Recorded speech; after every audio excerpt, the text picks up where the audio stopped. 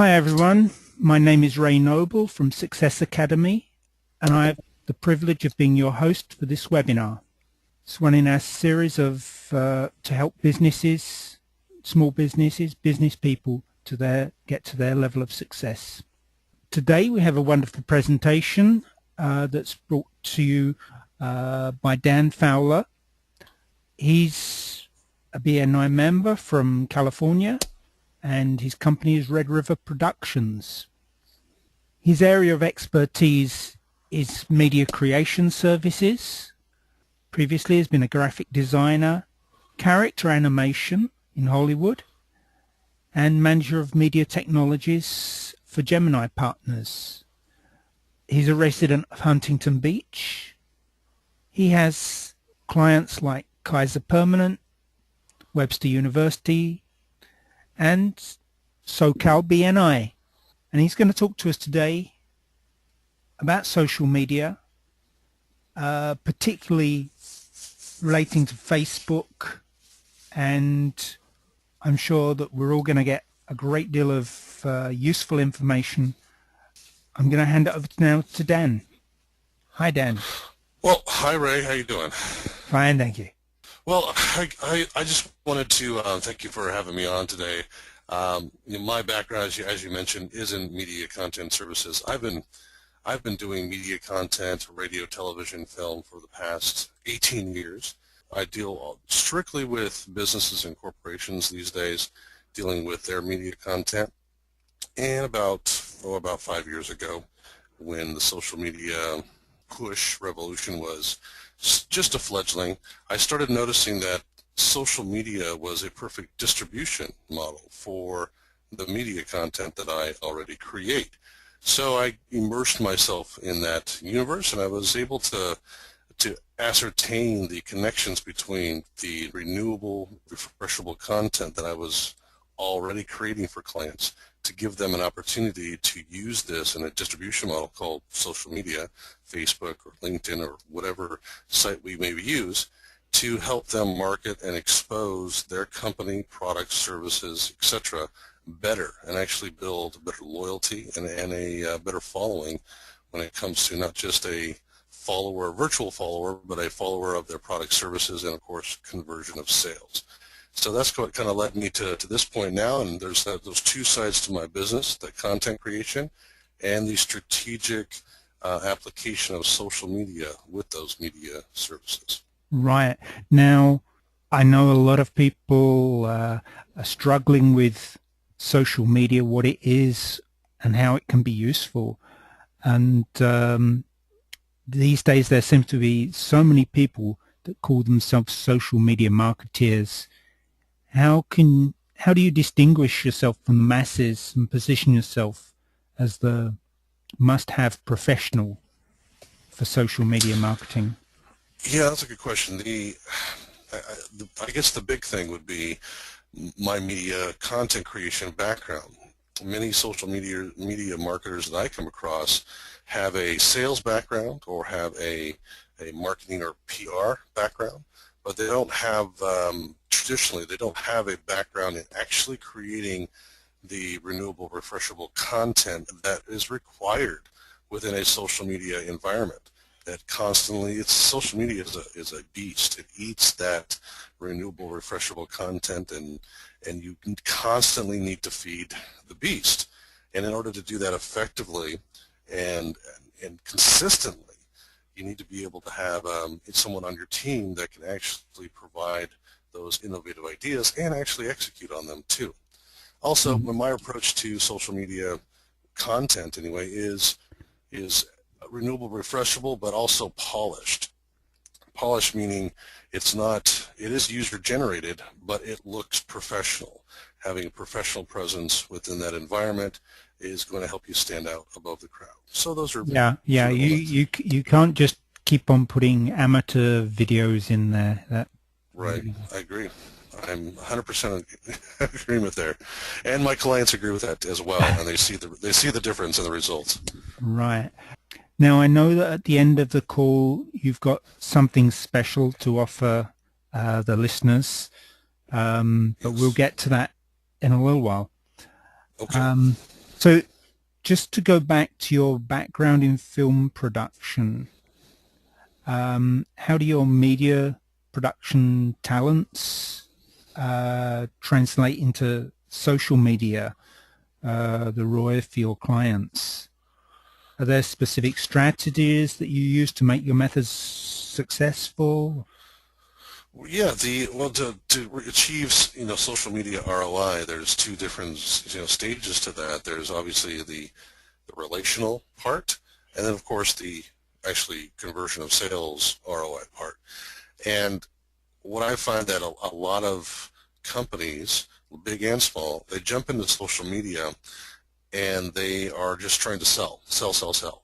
Let me give you a great product. Let me give you a discount. Let me do this. And that works initially, but it's kind of like throwing seeds on a unfertile soil they'll pop up really quick, but then they'll wither away when the sun comes out. And we're looking for really an emotional hook when it comes to a marketing specific, a brand specific. Emotional hook being, well, let me put myself in the shoes of the end user. What are they looking for? How do they want to feel when they use my product service or tell other people about my product or service? It's about brand marketing, and a lot of social media marketers don't view it that way. It's about technology or the latest gizmo and gadget, and it's really a lot about sociology. It's brand marketing and how you relate to your end user. So a lot of companies, big, small, they don't have a congruent brand message. In turn, they're just trying to sell to you or finding new ways to sell to you, and we get turned off by that. And like with BNI, as a director in BNI out here in California, I know very well it's about selling through people instead of selling to people. And so I want to use social media. It's a very good kin to that, because virtually I can do the same thing. I can sell through people, through those relationships, rather than try to sell directly to them. I'm going to dry up that base really quickly if I just do that. So really, it's down to relationship building. Yeah, it seems very much akin to BNI's philosophy, the agricultural approach. You're planting seeds, and sometime in the future you might get a harvest, rather than the hunter who's looking for the sale. Right. To establish your brand. Well, that's what Clara and I are doing at the moment with this site. We're not looking to make any quick sales. We're very happy to make things available to BNI members, and hope that they enjoy them. So a lot of BNI members are solo entrepreneurs, and so have you got any advice that you can give to them to help them with their social media marketing? Most definitely. I deal with solopreneurs all the time, and I know that you do as well. But I would say the number one top thing is don't dabble. And what I mean by that is, I see a lot of solopreneurs trying to wear all different hats, and that's understandable. But then they try to put the hat on of social media marketer, and ultimately it sucks a lot of their time and a lot of their energy, and they're not mega proficient at it, and they know it. They're just trying to save a buck. But ultimately, in the long run, they're going to be wasting a lot of time and their energy, which leads to, time is money when it comes to a solopreneur endeavor, and their real business is going to suffer because of it. And I would highly suggest don't dabble in that, but actually, hire a company that actually provides a comprehensive social media blueprint that lays out goals, strategies, tactics of a successful social media campaign for their particular business and their industry. And if the company's worth their salt, they won't even require you as a solopreneur for them to manage your campaign and have these monthly fees. They'll just create a blueprint for you. And it's like kind of a roadmap, so you can make educated decisions when the time is right for your business. A good blueprints, anywhere from $1,500 to $5,000, depending on the scope of the business, what their goals are, what they want, where they want to go with their social media marketing. But it's well worth the investment to do that and be able to know exactly where you're going to go in your social media campaign, than kind of jump around and make a lot of mistakes and not really have a quantified roadmap. Okay.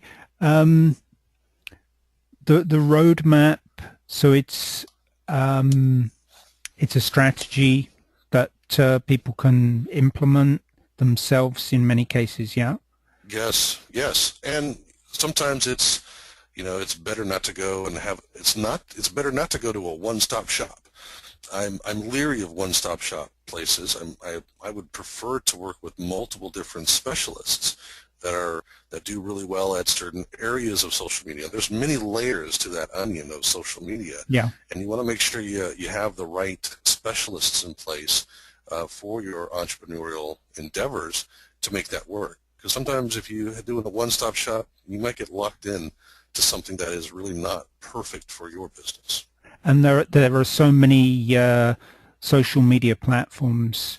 I use LinkedIn, and my wife Clara uses Facebook, and our daughter, she's 22 years old.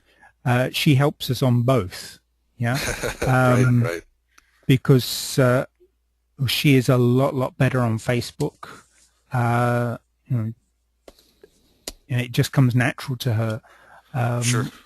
Whereas we found that trying to do both, for me to run an account on Facebook and to run an account on LinkedIn, I was just wasting so much time. So I'm concentrating on LinkedIn, and my wife's concentrating on Facebook, and at least like that, we've got a bit better coverage. But for small businesses, which do you think is the best? Well, I guess it comes down to the culture of your business and what kind of category that falls into. I think LinkedIn is fantastic when it comes to business connections, and of course potential referrals and other items within that system. Facebook is great for the masses, meaning client base, target markets. Target markets are, especially if you're selling a tangible product or tangible service of some sort, Facebook actually is better, in my opinion, than LinkedIn, just because you're able to connect with interest groups, target markets, as I've said, demographics, geotagging, etc. Some of that you can do in LinkedIn, but if you're a brick and mortar location, sell a product or service, have an educational motif that's not geared towards business development, Facebook might be a better fit for you, just because it's got the more of a conglomerate of the right kinds of target groups that you can tap into. And search features are very powerful in both LinkedIn and in Facebook. But Facebook definitely has a wide open, I guess, methodology to it. There's just right. Anybody can come to that. Anybody can connect to it. So it makes it a smorgasbord for the marketer to be able to focus in. And Facebook does give a lot of tools where you can zero in, laser focus in on certain key people, certain key groups of connections you like to make. LinkedIn, you can do the same, but it's in a different culture, as I said before, with business, and it's a lot of B2B going on. And depending on what your business is and your industry, you may want to choose one or the other, like you're doing. But in a lot of cases, I always suggest doing both, and having both presence, because you're hitting two different types and cultures of people out there. So that would be the basic way I would approach it. Facebook, for me personally, 90% of what I do on Facebook is business related. So most people, the big thing I hear from business owners is privacy and security and all of those things. And really it comes down to just, an ignorance of the platform. And there's trainings that are out there, trainings that I provide, trainings that others, great social media marketers provide on how to use Facebook and what I call splitting your profile. You're able to keep your personal stuff personal and your business stuff at the forefront if that's the way you choose to use Facebook. And I think there's just, it's the fear of the unknown, thinking that it's just it's spring break virtually. Yeah. And it's not really like that. You can control it. LinkedIn, I think LinkedIn is fantastic when you're looking for specialists. Like I talked about before, finding specialists to connect to you and your business. B2B, looking for those specialists that you can plug into specific categories and pieces of your infrastructure of your business. LinkedIn is fantastic for that. And of course, creating referral partners and of course referral engines within that network as well. It's going to help you and help your business and help the people that you're connected to as well. Right. Yeah, a lot of businesses now, because of the economic situation, they're having to outsource so much more, and I think Yes. I mean, 20 years ago, a company had to do everything itself, but now it's become so much different to outsource. It's an accepted way of doing things. Right. So what advice can you give to companies, corporations, to help them relate and connect through social media with their potential client base? How do you go about getting started? Well, what I've seen, I mean, there's with larger companies, they tend to move slower. They don't evolve as fast as the market's evolving. Their client base is changing, and they need to adapt faster in order to not only keep up for their own sake, but also to maintain their brand loyalty. And so it's a faster paced turnaround and evolution in this environment. So I think there needs to be there needs to be some education when it comes to this on how do you evolve faster and how do you target and zero in on your powerful niches. This is also true for small companies too, and it actually is a key component that I actually teach small companies about, is how to outmaneuver larger companies in their same basic, product service offering, is to be able to adapt quickly and effectively to the client base, and they're going to gain brand loyalty, and obviously their brand promise is going to ring true.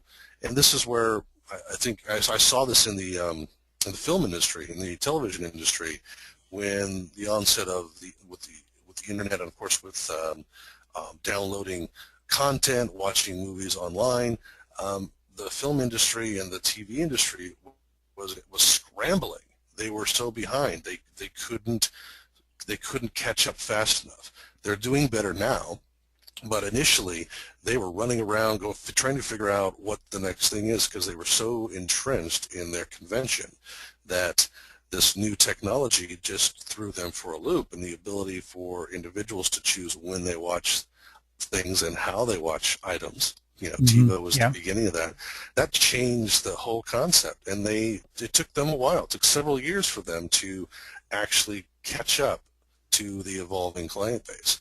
And so this is what I suggest to larger companies: do that faster. Have plans in place on how you're going to adapt. And smaller companies, be quick on your feet, and you're going to be able to pick up some of that market share. Yeah, because business models are changing very, very rapidly. I mean, another great example not so long ago was the music industry.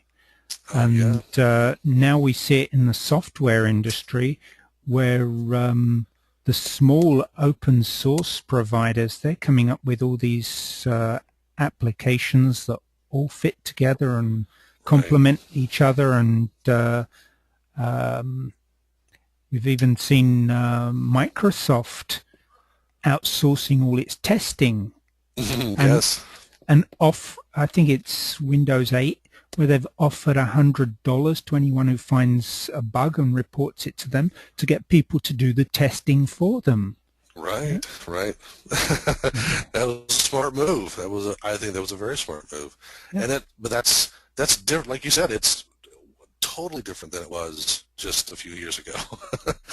It's changing, astronomically changing. With this whole thing, I mean, having how to adapt and how to use these tools quickly. I mean, I just want to reiterate the whole fact of getting educated. There's many in-person classes that you can attend. There's online courses you can attend as well. And if it's not, don't just go with you, but take your coworkers and your business partners with you to familiarize yourselves with, these emerging social tools. You can adapt.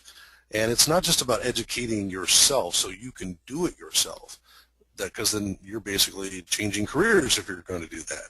Go get educated so it'll enable you and your staff and your team to ask the right questions to social media marketing companies that you may be prospecting to help your business. Those specialists, you'll get educated, use a tool like LinkedIn to start finding those specialists, bring them to yourself, and you'll know the right kinds of things to bring up in the conversation, so you got quality people.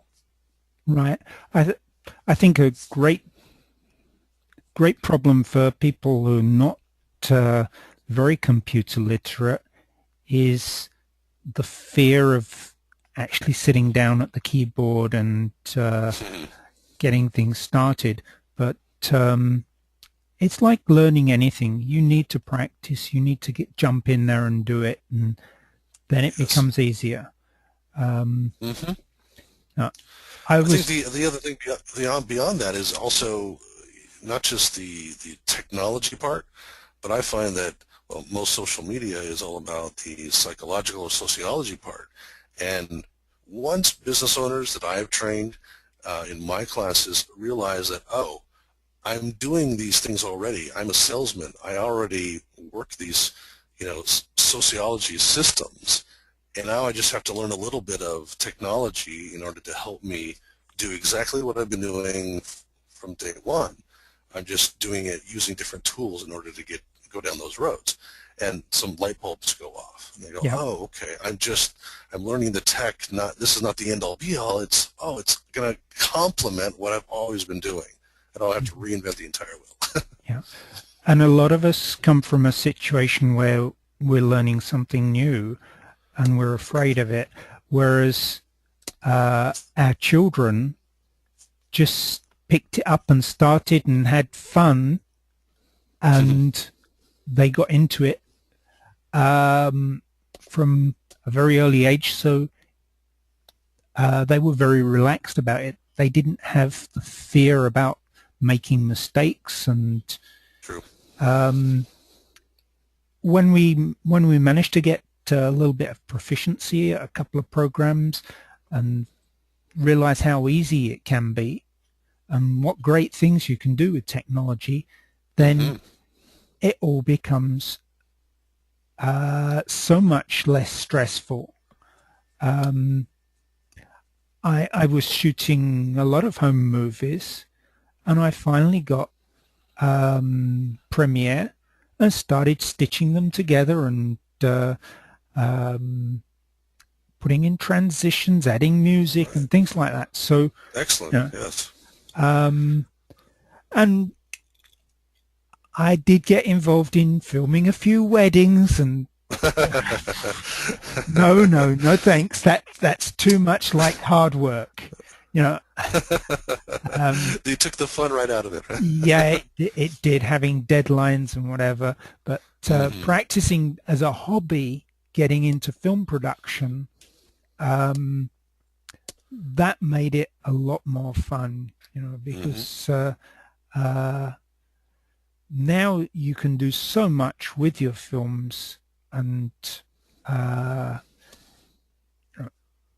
then perhaps take them to a professional to get them ready to put on the net to use as a proper production. But there's some good things that you can do.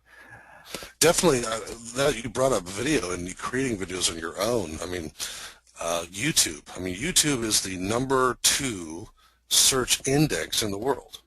People Right. go to YouTube to search. I mean, it's #2 under Google, and Google owns them both. We're going to Google for lots of things, but #2 search index, that's extremely powerful. People are looking for products, for services, for education, for you name it, on YouTube, and they want to see a video instead of reading text.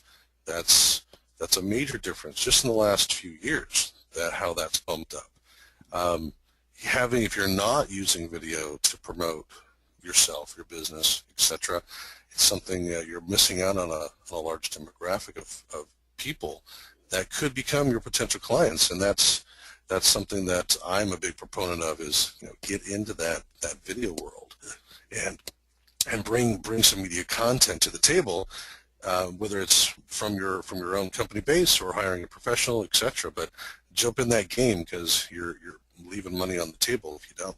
Yeah, because a huge part of what you communicate has to be done visually. It's not just the words, it's the tone of the voice and everything, and then there's this immense visual portion that gets the message across. Yes, it goes right back to what I said about the emotional hook that a lot of people overlook. They think, okay, if I just give them all the facts of my product, they'll love it like I do, and that's not the case. That you'll get some of those people, but most people want to be emotionally connected to your content before they even consider about pulling out their wallet. So in order to orchestrate that, you've got to be able to not just be throwing up facts and information and content, but how you structure it, like you said before. But it's that how am I going to connect emotionally to my viewers? Right. Okay. Now, I understand your offer. You have a special offer for everyone who's on the call. Yes, I have an ebook that's out there. It is a introductory primer for those that are looking to tap into social networking in a new way. It's an ebook called The 4Gs of Social Networking, and I normally sell this for $49. But for those that listen to the teleseminar here and have access to this, I'm going to be giving a special discount code that you can go ahead and use it, get $20 off of that, and only get it for $29. There's a lot of great resources, a lot of good tools to help you start off, get the right mindset as you jump into social media marketing. Okay, so I'm going to put up the link for everyone. And Should be appearing, and the discount code will appear underneath, right? And I'm looking forward to getting a copy for myself. If anyone has any questions for you, if they'd like to send me, forward them to me, and I'll pass them on to you. Okay, Dan? Okay, that sounds great. Right. I'd like to say a very big thank you for being on the call today. Well, thank you for having me. It's been a pleasure. I hope that people have felt some reassurance that social media isn't a monster that they can't deal with, that anyone can get started, and yes. Hopefully they'll get some insights from your book. I look forward to speaking to everyone again in a few days' time when we have our next Success Academy webinar on. And once again, thank you very much, Dan. Very nice talking to you. And I wanted to add too, on the book, it's a compilation from many different social media marketers and that I've connected with, and so it's different points of view across the board. So you're going to be able to pick out morsels from all different walks, all different kinds of places and cultures. So you're going to be able to find the piece that fits for you in your business too. So enjoy. Right. Thank you very much, Dan. Okay. Thank you. Bye.